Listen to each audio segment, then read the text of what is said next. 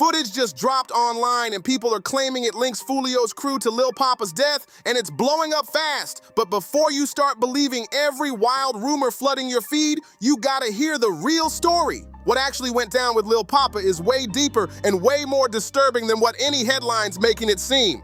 On the morning of February 18th, 2026, everything changed in a heartbeat. The whole city woke up to some heartbreaking news that had everybody sick. Lil Poppa, real name Denarius Michael Wheeler, the young star straight out of the east side of Jacksonville, the one who'd been pouring his pain and truth into every song, was pronounced dead at 11:23 a.m. in Fulton County, Georgia. Man was only 25 years old and barely getting started. This dude had one of the most slept-on voices in all of Duval, and just like that, gone. No warning, no goodbye, just chaos everywhere. The whole city was in pieces. Fans were stunned, and the way that news broke, it was straight up messy. It didn't even come from his people. It just hit the internet like a bomb, leaving everyone confused and heartbroken. No, what's up with this Lil Poppa? What's all this tell us about that. Chat? What's relevant to what we got? It didn't come from CMG, and it didn't come from anyone official. Not a single statement from the label or his team. Early that morning, the rumors started going crazy on Threads and X. One of the first to drop the news was the Duval promo account on Threads, posting something like, "The city is mourning following reports that Jacksonville rapper Lil Poppa has passed away." And from that second, everything just exploded. Every comment section was in flames, group chats were blowing up, and timelines couldn't stop talking. People didn't even want to believe it. They were posting stuff like, "This Lil Poppa news better not be real." One person even said they were just listening to his new song the night before, and what made it even wilder, just 5 days before, on February 13th, Poppa had dropped his latest track, Out of Town Bay, with a full music video. That song was still spinning everywhere, people bumping it in their cars, showing love, and suddenly the man behind it was gone by mid-afternoon. It felt unreal. By that point, everyone was just waiting on someone official to confirm it.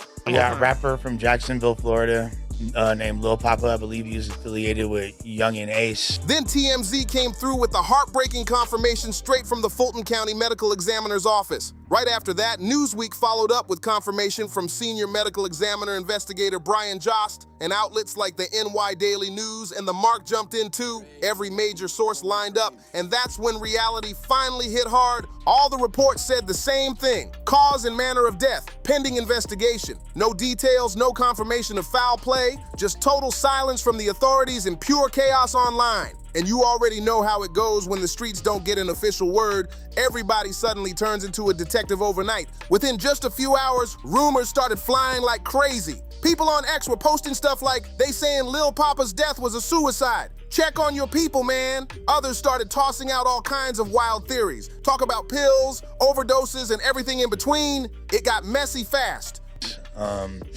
So he was obviously a part of that whole war that's been going on out there between Foolio's camp and Young and Ace's camp and all that. One unverified post even claimed he was found next to fake pills in a Florida spot, which made no sense at all since he was officially pronounced in Georgia. That just showed how quick the internet can twist things when there's no real info out. Then the podcast dudes jumped on it quick. They were live the same day breaking everything down, and the way they told it hit different. They didn't sugarcoat anything or chase clout. They kept it real about the confusion, the rumors, and how nobody really knew what was true yet. It had people locked in, trying to figure out what actually happened to Lil Poppa. As soon as the podcast went live, the chat was already flooding with messages. Everybody was talking about the same thing. Nobody could focus on anything else. The whole stream turned into one big debate about what really went down. And then came the moment that connected it all.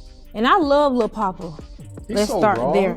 Yeah, I love him. I think his sound is different. And the second they mentioned Youngeen Ace, you already know what came next after that name drop. Talk about the long-standing war, the bodies, and the non-stop beef that's turned Jacksonville into one of the most dangerous rap scenes out there. That's exactly when the internet detectives started losing it. Every conspiracy theorist out there began pointing fingers straight at Foolio's people. See, the logic they were running with went like this: if Lil Poppa was cool with ATK and Foolio was repping KTA and Foolio himself got taken out back in 2024 by folks linked to ATK, then in street terms, people started saying one word: retaliation. But before jumping to conclusions, you gotta understand just how deep this beef really went. It's not just about songs or disses. This rivalry's been brewing for years, with real history and real consequences behind every name that gets mentioned. The second that podcast went live, the chat blew up like crazy. Woke up, read me a Bible verse, got some breakfast in my system, talked to God about it. Everyone was spamming messages nonstop. Nobody cared about the topic they planned to discuss. All eyes were glued to one thing: what really happened to Lil Poppa. It felt like the entire internet was tuned in, waiting for answers. Then, boom! They dropped Youngin Ace's name, and that changed everything. The chat went wild instantly. Once that name got mentioned, the energy shifted. People started bringing up the long history of beef, the losses, and the violent cycle that's been haunting Jacksonville's rap scene for years. This wasn't just music anymore. It was deeper than that. That's when the online detectives jumped into overdrive, spinning theories left and right. Every single thread started pointing fingers at Foolio's crew. Folks online were saying things like, if Lil Poppa was with ATK and Foolio repped KTA and Foolio got taken out by people tied to ATK back in 2024, then this gotta be payback. You know what I'm saying? And he laid it on me. I got one more album, EP, mixtape, whichever one it's gonna be, I got one more. In their minds, it all lined up to one word: retaliation. But here's the thing, before anybody can say that's what really happened, you gotta know the full story behind this feud. This isn't some overnight drama. This is a deep, tangled mess with years of bad blood, street history, and consequences that keep catching up to everyone involved. Even the interviewer had to admit it. Lil Poppa made straight quality music. He stayed in his lane, focused on his craft, and never got caught up in messy drama or online beef. But when the streets start talking, all that positive energy don't always matter. Things can flip quick once rumors start spreading. When they brought up the history, Foolio didn't dodge a single question. He spoke on it loud and clear, and that's when the story took a wild turn. He admitted to that infamous 2018 altercation at the Avenues Mall Foot Locker, the one where he and his cousin Coach the Ghost allegedly ran into Lil Poppa over what they thought was a sneak diss in one of Poppa's tracks. That moment went from studio talk to real-life tension fast. The real question is, how does something that starts in the booth turn into a brawl in public? I forgot I dropped the song today. Damn, what's the name out right now? I'm missing something out right now, man. Y'all go get that shit, man. It's out on all platforms, man. Foolio's explanation broke down exactly how beef in Jacksonville really works.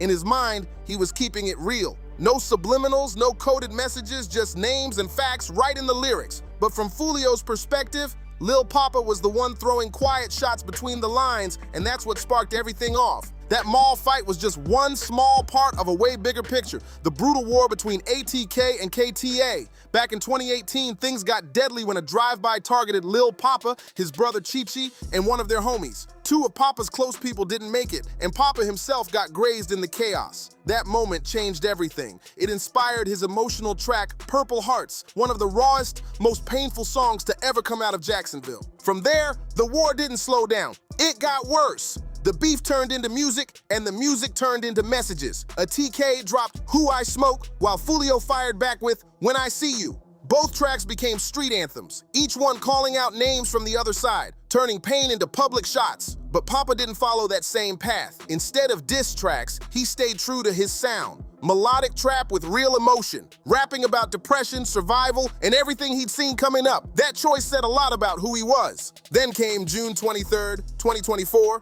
Foolio's 26th birthday in Tampa turned tragic when he got ambushed and killed. Reports said the suspects included Rashad Murphy, also known as Poppy, who was part of the ATK-linked 1,200 faction, but even with all that, no source ever tied Lil Poppa to the hit, and instead of celebrating revenge, Poppa dropped a powerful song called More to Life. No disses, no sneak shots, just reflection and maturity.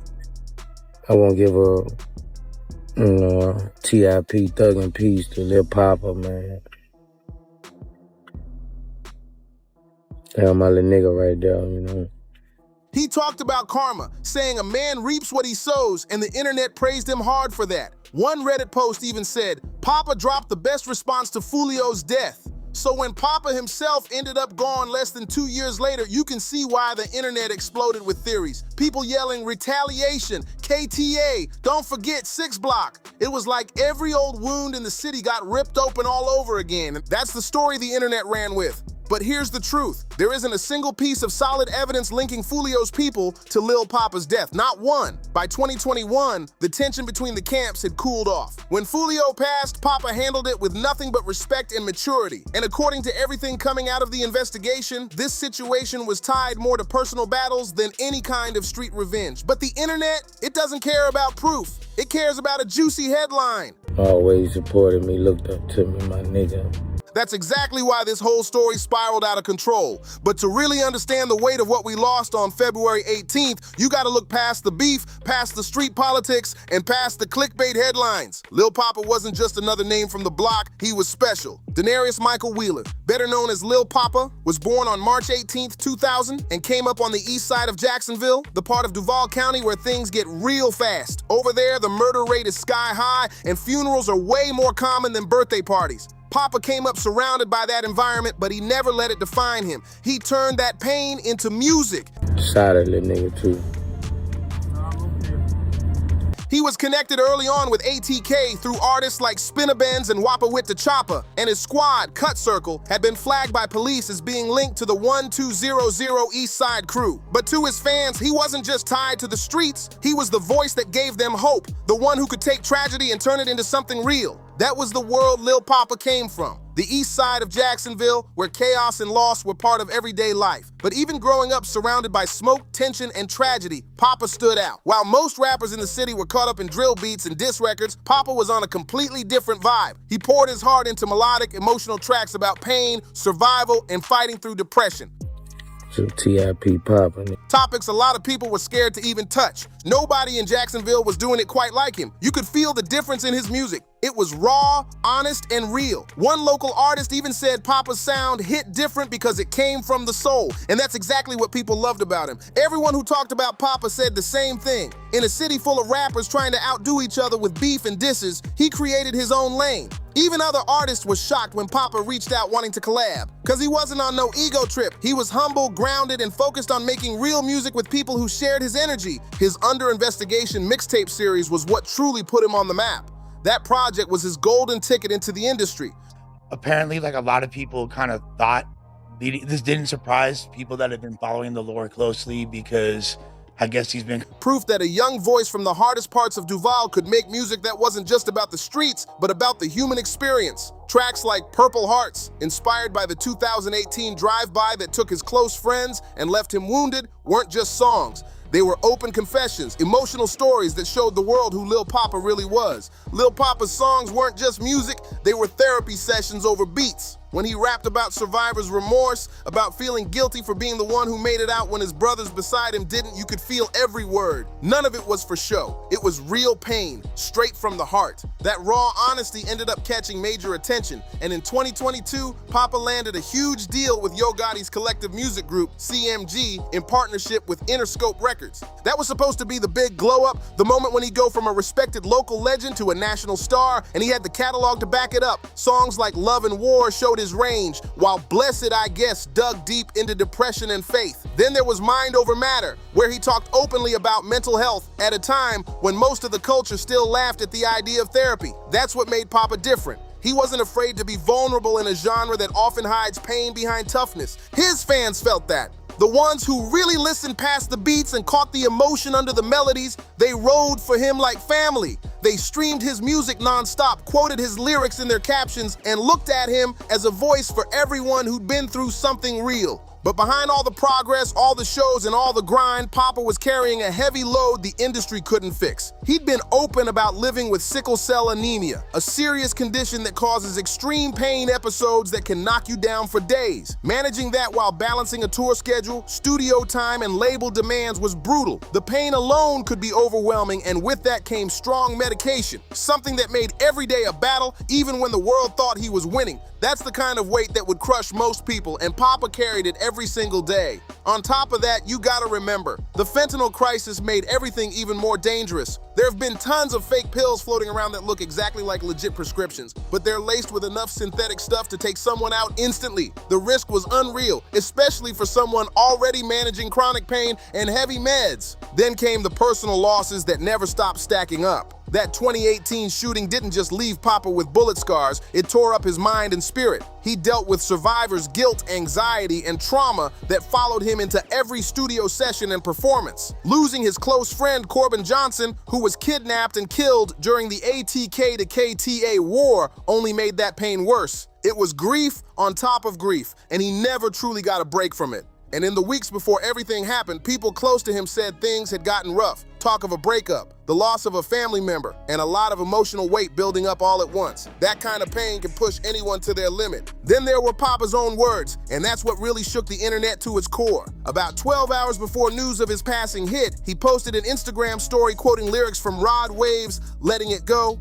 You know what happened? I know what happened. World never will. It was short but chilling. And the wild part, 2 weeks before that, he had shared something even deeper. Almost like he was trying to say something between the lines. One artist who spoke to Poppa around that time later shared what he told them on the phone. And when people heard that, the whole conversation around his final days changed completely. That was Poppa's own message being passed along. He was just talking about his routine, his mindset, his spirit. But then the next thing he said on that call hit completely different once people look back on it later. At first, when Poppa spoke those words, most folks thought he meant he was about to fall back for a bit. Maybe take a break from music, focus on himself, or reinvent his sound. But after what happened, those same words hit like a freight train. That's when the internet lost it. Conspiracy theories started flying left and right. Some fans brought up his 2022 signing with CMG, saying stuff like, "Stop lying, bro. Lil Poppa ain't start having all these problems till he signed to Yo Gotti." That post blew up on X. Was there any proof the label had anything to do with his struggles? Nah, not even close. But that idea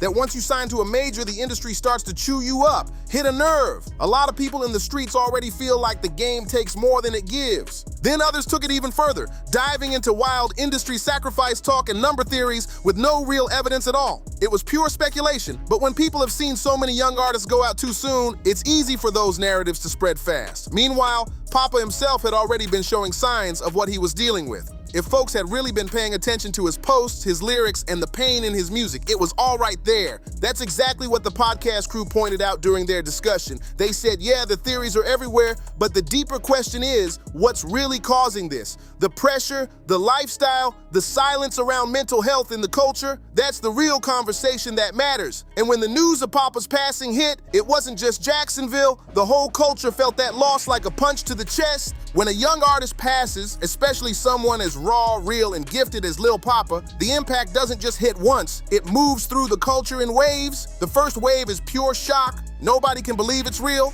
The second wave is grief.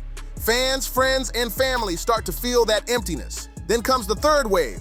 That's when everyone who ever shared a studio, a stage, a late night call, or even just a playlist with that artist steps forward to speak from the heart. And the love that poured in for Poppa was powerful. Some of the most emotional and genuine reactions the rap world has seen in years. The tributes weren't just social media clout moves, they came from people who truly knew him, who'd seen his grind and his growth firsthand. One of the first to speak up was Boosie, a real OG in the game. He had actually worked with Poppa before on songs like Untamed, so this wasn't just a rest in peace post to keep up appearances, this hit him personally. You could feel it in the way he spoke, the pain in his words, and the respect he had for Poppa as both an artist and a man. Listen to how Boosie opened it up. It says everything about what Poppa meant to the people who knew his heart. Lil Poppa had always looked up to Boosie, supported his movement from early on, and Boosie felt that energy and gave it right back every time. You could tell there was real mutual respect there, not just artist to artist, but man to man. When Boosie spoke, you could hear the emotion building in his voice,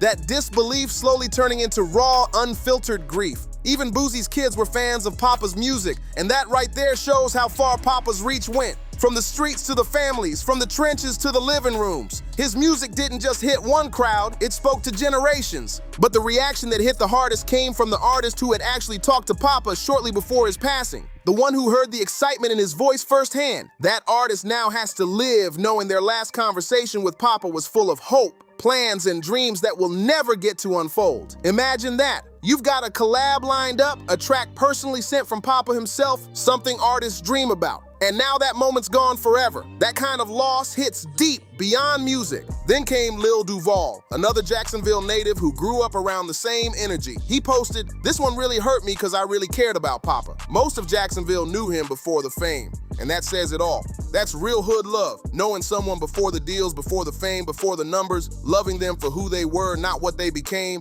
That's the kind of connection you can't fake, and that's exactly why Poppa's loss shook the city to its core. Big Pluto found out live on stream, and you could see it hit him hard. Thousands of fans were tuned in, and the moment the news dropped, the whole vibe changed. Pluto was visibly shaken, trying to keep it together while still processing what he just heard. Even his girl caught the news midstream, and you could hear that instant shock in both their voices. It was one of those moments where everything just stopped. Then came Caroline Diaz, CEO of Great Day Records and one of Poppa's earliest supporters in the industry. She posted, "My little brother is gone. Poppa, I love you so much. I am so broken. My little brother is gone." That wasn't business talk, that was family talk. You could feel every ounce of her heartbreak in those words. Poppa wasn't just an artist to her, he was someone she truly cared about from day one. Fans were flooding social media too, dropping tributes that showed just how much Poppa's music meant to people. On X, one user posted, "Sad news, Jacksonville rapper Lil Poppa has passed away at just 25. RIP to a rising talent." Another wrote, "The news of Lil Poppa's death is devastating, gone way too soon." But the ones that hit the hardest came from fans frustrated that he never got the recognition he deserved while he was still here. One said, "RIP Lil Poppa, one of the greatest talents of our generation, crazy underrated." And it's true, that's how it always seems to go. People don't get their flowers until it's too late. Even over on Reddit's r/Duval County, some users called out the negativity saying, "Some of y'all got really corny responses to a human being's death. Real ones check that energy." And when the podcast crew got back on, they took it deeper. They didn't just mourn Lil Poppa. They broke down why this keeps happening to young black artists. The pressure, the pain, the lifestyle, and the lack of real support. It wasn't just a tribute anymore, it turned into a wake-up call for the whole culture. The people who were really tuned into Lil Poppa's music saw it coming, not the event itself, but the pain behind his art. They noticed the signs in his lyrics, his posts, even in his energy. And that's what hurts the most, when you realize the truth was right there in front of everyone the whole time. Just think about what Poppa had already gone through by the age of 25. He survived a shooting that took his close friends, grew up in one of the toughest cities in America, battled a chronic illness that constantly put his body through pain, faced the weight of label expectations, and dealt with personal losses that just kept stacking up like overdue bills. It was pressure on top of pressure, and he carried it all while still showing up for his fans. One of the podcast hosts broke it down perfectly. They said the black community often puts extra pressure on itself to stay strong no matter what, even when people are clearly hurting inside. Poppa represented that silent fight so many face but never talk about. He even had a show lined up in New Orleans for March, part of his Almost Normal Again tour. And that name right there says everything. When you sit with it, you can feel how deep it runs, like he was chasing peace, trying to feel normal again after all the pain he lived through. Even on Instagram, he showed he was still moving, still grinding, still fighting to stay in the game despite it all. That clip of Poppa on IG Live says it all. Still promoting his music, still hustling, still pushing his art out to the world. You could see that drive in his eyes. The hunger to keep going, to make sure people heard his message. Even with everything he was battling, he never stopped creating. He was still in the fight. Now, to bring this whole thing together, the Fulton County Medical Examiner's Office is still running its investigation. The toxicology and autopsy reports could take weeks to finalize. Until those results come back, everything floating around online, every rumor, every wild theory, every exclusive piece of footage is just speculation. None of it's confirmed. Here's what is real. A 25-year-old father, artist, and Duval legend is gone, and that loss hit the culture heavy. His catalog is already seeing new life as fans replay the songs that first made them fall in love with his music. Streams are spiking, tributes are flooding timelines, and everyone's remembering just how talented this man really was. But beyond the hashtags, the numbers, and the clout, the real message here runs deeper. Check on your people. For real. Not just a quick, "you good" text, not just liking their story. Actually reach out, talk to them, make sure they're solid, because sometimes the ones who look the strongest are the ones fighting the toughest battles behind closed doors. And by the time those struggles become visible, it might already be too late. If you or someone you know is going through a dark time or struggling emotionally, you can call or text 988, the Suicide and Crisis Lifeline. They've got people ready to listen and help 24/7. You're never alone, and reaching out could truly save a life. 988, the Suicide and Crisis Lifeline. It's free, it's confidential, and it might be the difference between losing another legend and helping someone stay here where they belong. Don't ever think your call doesn't matter. It could save a life. Thug in peace, Lil Poppa. A true Duval legend, and now a legend recognized across the world. His music, his message, and his story will live forever through the people who felt his words deep in their soul.